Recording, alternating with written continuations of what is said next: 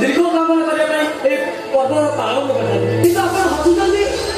ମୁଁ 100 ସତୀରେ 100 ସତୀର ସତୀ।